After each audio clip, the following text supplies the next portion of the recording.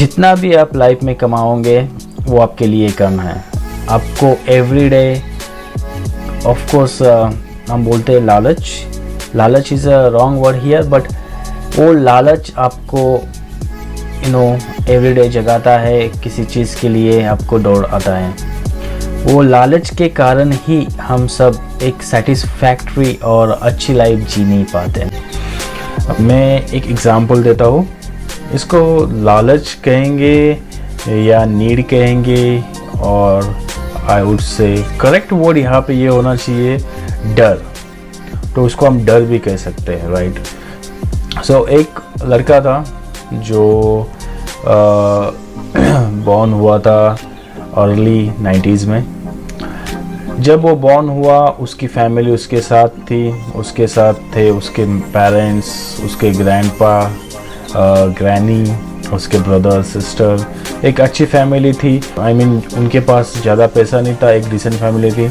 जो ग्रैंडपा थे वो जॉब करते थे, उस लड़के के फादर भी जॉब करते थे, बट ग्रैंडपा का अच्छा होल्ड था, उसके कारण घर चलता था।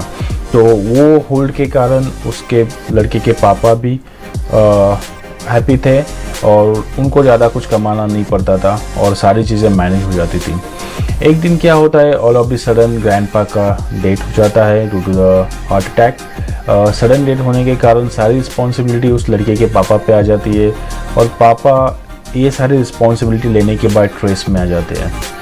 इस चीज़ में पड़ जाते हैं कि यार मैं अपने फैमिली को आगे कैसे बढ़ाऊँ, क्योंकि अब तक सारी चीज़ें ग्रैंडपा कर रहे थे, बट अभी वो सारी चीज़ें पापा पे आ गई और पापा अभी टेंशन में आ गए। तो ऐसे सिचुएशन में वो छोटा बॉय डिसाइड करता है कि नहीं, जो भी हो मेरे पापा को मैं ट्रेस में नहीं रख सकता और मुझे उनको हेल्प करनी चाहिए। एक 10 साल बाद पापा की हालत ऐसी हो जाती है कि वो कमा नहीं पाते। तब बच्चा अराउंड 18 एज का हो जाता है और उसको लगता है कि अभी चलो पापा कमा नहीं पा रहे तो मैं काम कर लूँगा और मुझे एटलीस्ट इतना सा काम करना चाहिए कि जिससे मैं अपने घर की जो भी बेसिक नीड है वो पूरी कर लूँ, राइट।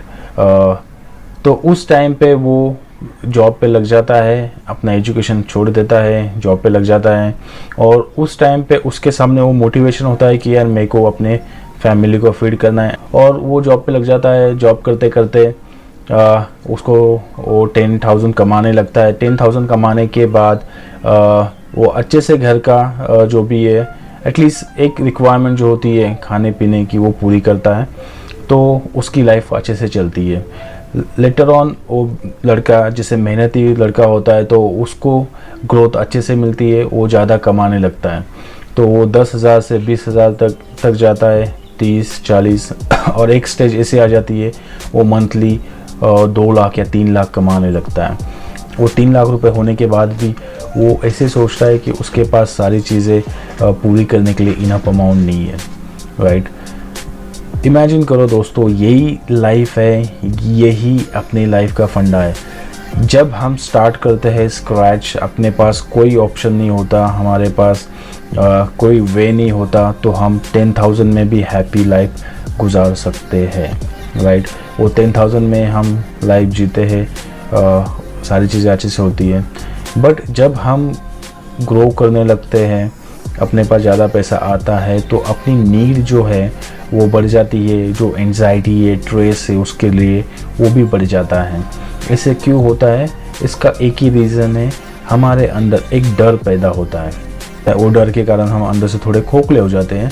वो डर अपने को ये कहता है कि अगर मेरे पास कल कोई सिचुएशन आ गया, like a financial crisis, health issues, उसके बाद क्या होगा? जितना भी अमाउंट मेरे पास है अभी, वो अगर चला गया ड्यू टू वन और द अनदर रीज़न, मेरे लाइफ में क्या होगा? कैसी लाइफ मेरी आगे बढ़ेंगी, राइट। ये सारी चीज़ें हमें सताती रहती है। उसके कारण जो हम जनरली जो नॉर्मल लाइफ अपने को जीनी चाहिए, जो हमें, उसके कारण हम अपनी जो लाइफ है वो एंजॉय करना भूल जाते हैं, नॉर्मल लाइफ जीना भूल जाते हैं।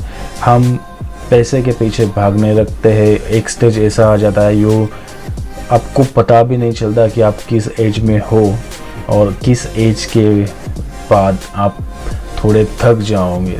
एवरीडे आप कुछ ना कुछ काम करते रहते हो, कुछ ना कुछ सोचते रहते हो, अपने लाइफ को स्ट्रेस में और एंजाइटी में, डर में गुजार लेते हो।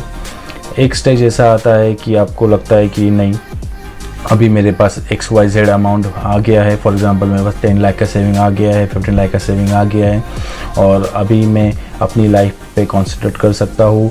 जो भी मेरे पास अमाउंट है उस अमाउंट से मैं सेटिस्फाइड हूँ। बट वो स्टेज आने के बाद भी नेक्स्ट डे आपको ये लगता है कि यार अगर कुछ ऐसा हो गया और 10-20 लाख जो भी मेरे पास सेविंग है उसका कोई यूज़ हो गया तो मैं कैसे करूँ। तो हम वो टेंशन के कारण जो अपनी लाइफ के फंडे है वो जीना भूल जाते हैं। हम सोचते हैं कि अगर मैं अभी 33 एज का हूँ, कल जाके मैं 34 का हो जाऊँगा, 35 का हो जाऊँगा, 36 का हो जाऊँगा। चलो ठीक है, 36 तक मैं कमा लेता हूँ, उतना सेव कर लेता हूँ। उसके बाद मैं अपने जो भी लाइफ के फंडे है वो जो भी मेरी एक्चुअल थिंकिंग है कि ये मुझे लाइफ में करना चाहिए, ये लाइफ में मुझे एंजॉयमेंट चाहिए, ये मेरे ऐसे ये ड्रीम्स है, ये मैं पूरे करूँगा। बट वो टाइम आने के बाद भी आप सेम ही सोचते हो कि यार 36 ईयर के बाद मेरे पास इतना सेविंग हो गया है, अभी और 4 साल देता हूँ तो इतना सेविंग हो जाएगा, और उस सेविंग के उससे मैं एक सेटिस्फैक्ट्री पर्सन हो जाऊँगा।